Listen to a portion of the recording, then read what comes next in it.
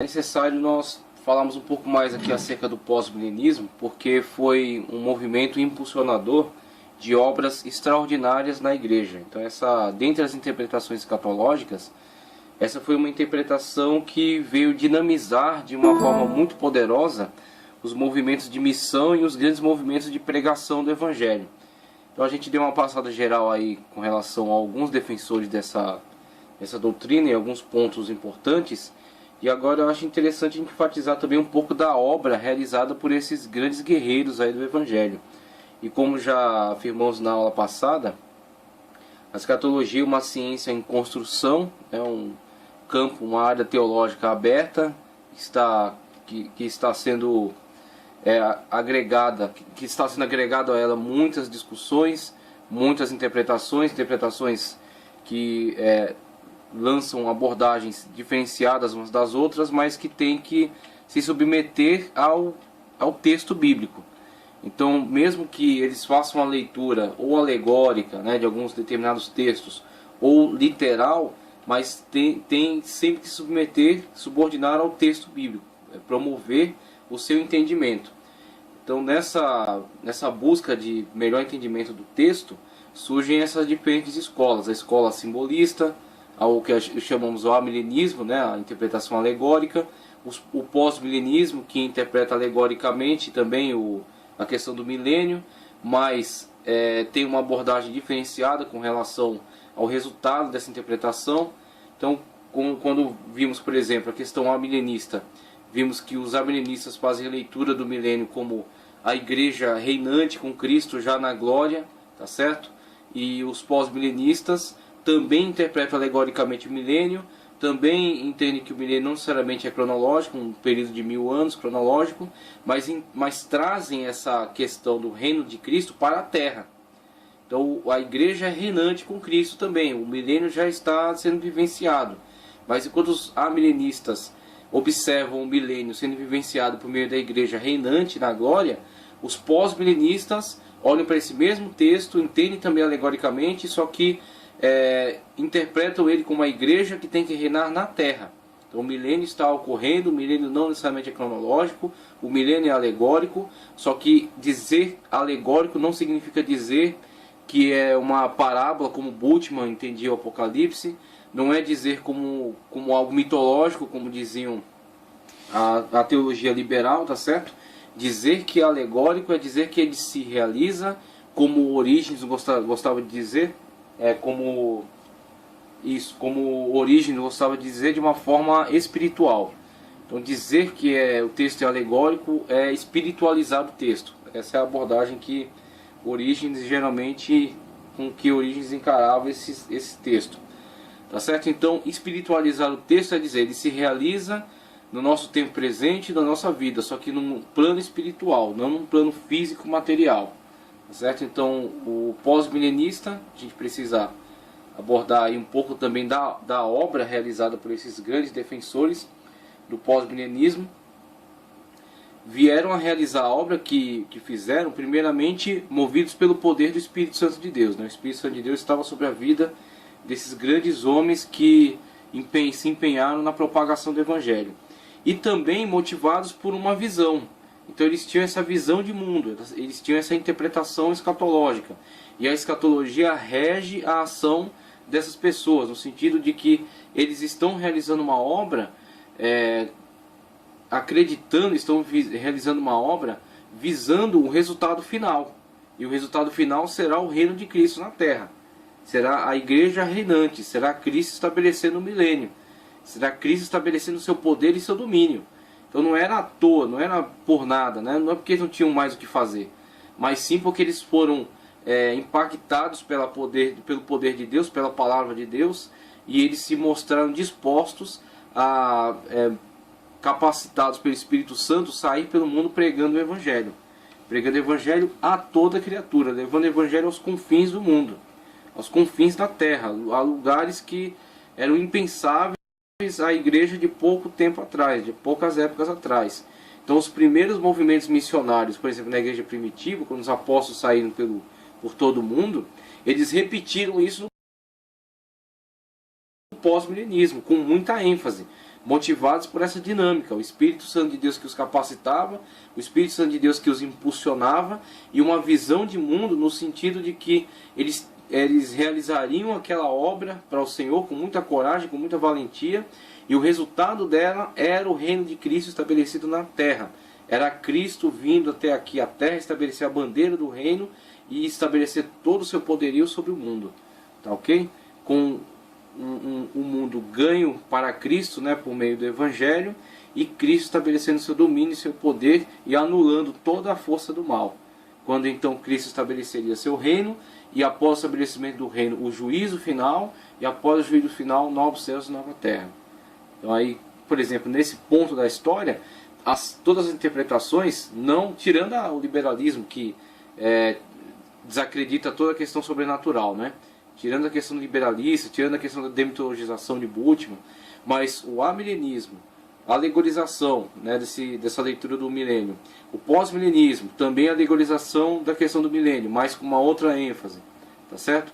E o pré-milenismo, uma leitura literalizada dessa questão do milênio, né, como os quiliaças fizeram, mas não com todo aquele excesso, né, com aquelas pintando aquele quadro absurdo que os quiliaças vieram a fazer, o que acabou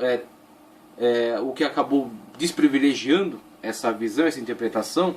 Então, amilenismo, pós-milenismo, pré-milenismo, em algum momento vão se unificar, em algum momento vão convergir para a mesma ideia. Qual? Novos céus e nova terra.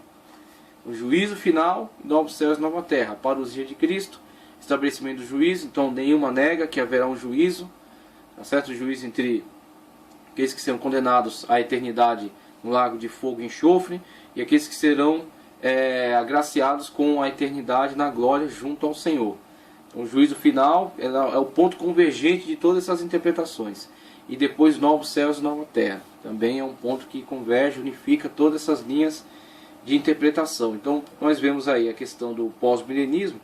Já lemos aí um bom trecho acerca da visão pós-milenista na apostila.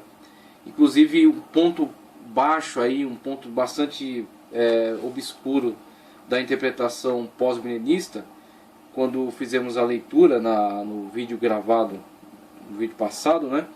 E vimos que em determinado momento da história, esse pós-milenismo ele vai convergir para uma visão de mundo muito vinculada às visões progressistas, tá certo? As visões progressistas. E é o que acontece quando essa visão começa a convergir para essa ala, começa a se associar politicamente com esta ala progressista, ela acaba por se envolver, cair na teia de certos movimentos políticos que não tinham nada a ver com esse movimento, que não tinham nada a ver com essa visão de mundo, essa visão de propagação do Evangelho, e que simplesmente usaram, né, se aproveitaram desta visão de mundo para angariar vantagens para si. Que é aí onde entra a questão dos progressistas, da transformação do mundo por meio socioeconômico, e essas propostas de melhoria da sociedade, que foram na verdade discurso para arrebanhar massas, implementado, por exemplo, pelas lideranças nazistas. Certo? Então o que acontece? Não é que os pós-milenistas, os cristãos pós-milenistas, os pregadores pós-milenistas endossavam o nazismo, de forma nenhuma. Mas sim que a pregação deles, o otimismo deles, principalmente essa questão otimista, o otimismo deles pelo mundo, a crença na mudança, a crença na transformação, a crença na melhoria progressiva do mundo, em algum momento foi utilizada por esses implementadores dessas políticas de progresso, tá certo? Então saiu de um âmbito espiritual. Progresso espiritual é o que? Jonathan Edwards pregava o que? O progresso da humanidade através do Evangelho. Então ele não estava associado com esse tipo de coisa, ele pregava o Evangelho. O William Carey, né? O Whitby, eles pregavam uma mudança social, com certeza, através do Evangelho. E é isso que o Evangelho tem que fazer. Os pré-milenistas também creem nisso, também creem nesse ponto de vista, de que o Evangelho sendo propagado e as pessoas vivendo em coerência com aquilo que o Evangelho assevera, aquilo que ele afirma, eles terão necessariamente uma mudança social também, não somente espiritual, porque não existe separação de áreas. Aquela pessoa que socialmente ela é antiética, ela é imoral, ela não pode afirmar que a sua área espiritual esteja separada disso, esteja desvinculada. Então, se ela passou por uma transformação espiritual, isso tem que refletir na vida social. E se isso se reflete na vida social, a sociedade melhora. Tem que haver uma melhora. Por isso que é o grande questionamento atual. Como que há uma propagação de igrejas do tamanho que estamos vendo, nos números que estamos vendo, e isso não provoca uma mudança social? Por quê? Porque o evangelho que está sendo pregado é um evangelho falso. Não está sendo pregado um evangelho de transformação de vidas. Não está sendo pregado um evangelho de transformação de caráter, de moral, certo? Um evangelho íntegro. Então não é que todas as igrejas que estão se desenvolvendo aí, todas são heréticas, de forma alguma. Estão se desenvolvendo grandes movimentos, arrebanhando muitas pessoas, arrebanhando massas, né? Construindo mega igrejas. Só que o problema é pregar um evangelho seletivo. Só prega alguns trechos do evangelho que são interessantes para esses movimentos.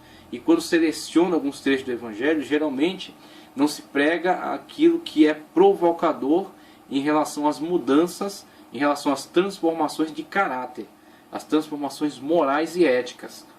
Então, quando o evangelho é pregado na íntegra, traz transformação à vida das pessoas. As pessoas são confrontadas com as palavras de Cristo, com as afirmações de Cristo, com as exigências dele, e elas têm que tomar uma atitude em relação a ele, ou aceitar e mudar, ou rejeitar e continuar na sua vida de pecado. Então, se essas igrejas pregam esta verdade na íntegra, a sociedade transforma, a sociedade muda. Agora, o que acontece? Essa mudança social, conforme também foi pregada, né, por Jonathan Edwards, é nesse viés, no viés bíblico, no viés da transformação ética, moral e principalmente espiritual. Só que acontece com essa visão otimista, infelizmente, muitos políticos da época começaram a associar a sua visão de progresso, puramente no âmbito político e econômico, a esse otimismo que encontravam nesses pregadores. E aí, com esse aproveitamento que fizeram, acabou havendo uma aproximação, uma associação, e o pós-milenismo ele é surpreendido na época aí da Primeira e Segunda Guerra Mundial, quando alguns dos seus defensores, tá certo? Agora, defensores já distantes daquela primeira visão de Jonathan Edwards, de William Carey, pessoas que já estavam tendo o brilho do Espírito Santo já apagados de sua vida, ofuscados, né? Já estavam começando a implementar tentando implementar essas visões de uma forma puramente política. E aí acaba que tendo uma associação de alguns pregadores, de alguns defensores do pós-milenismo com esses movimentos que primeiramente progressistas e depois vindo a desaguar no que foi chamado nazismo, né?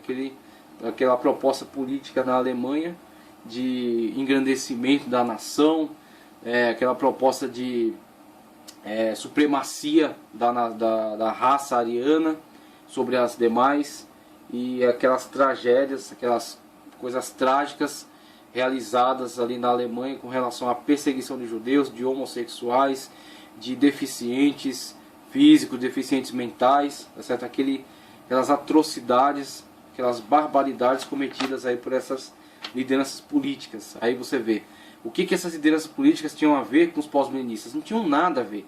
Agora, o problema é que, se não estivermos atentos, qualquer movimento, qualquer igreja, qualquer teologia, se não estiver muito atenta àquilo que está acontecendo à sua volta, pode se ver enredada por esses movimentos que tem muita astúcia, que tem uma fala muito agradável no primeiro momento, mas que depois, quando você vê o desenvolvimento, nas consequências é que você começa a ver que tipo de árvore é aquela. Como Jesus disse, que é pelos frutos que se conhece a árvore. Então, num primeiro momento não tinham como entender muito bem. Teriam que ter mais prudência para, quando começasse a observar os desenvolvimentos, os primeiros frutos, e vissem que é podre, eles deviam ter saído, deviam ter se desassociado e se posicionado contra.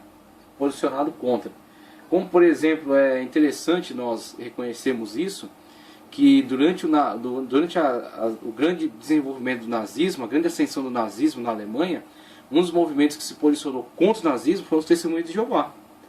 Então a gente tem que, da mesma forma como a gente pontua as questões problemáticas, heréticas, a gente tem que pontuar também os pontos positivos. Os Testemunhas de Jeová, por exemplo, se posicionaram contra o nazismo. E sofreram por isso, foram perseguidos por isso. Então tem que ser reconhecido, tiveram essa coragem. Como outros movimentos, ao observar os primeiros frutos podres da árvore, deveriam ter se desassociado, se posicionado contra, né? Se colocado abertamente contra. Agora já havia perdido muito daquele espírito do início, né? Dos grandes movimentos, como a gente vai ver aqui. Então, só se repetir nesse trecho, que é importante, que é interessante, olha só, como a gente já leu aqui na página 18, só ler aqui uma parte que está muito associada a essa questão da baixa, né, da parte mais baixa, a parte mais sombria da defesa do pós-milenismo. E a gente vai partir depois para um entendimento melhor acerca da obra dos grandes defensores e a obra maravilhosa que realizaram, que não se perdeu, que continua firme, tá certo? Mesmo sofrendo uma modificação na interpretação, mas não perde nada o brilho daquilo que fizeram.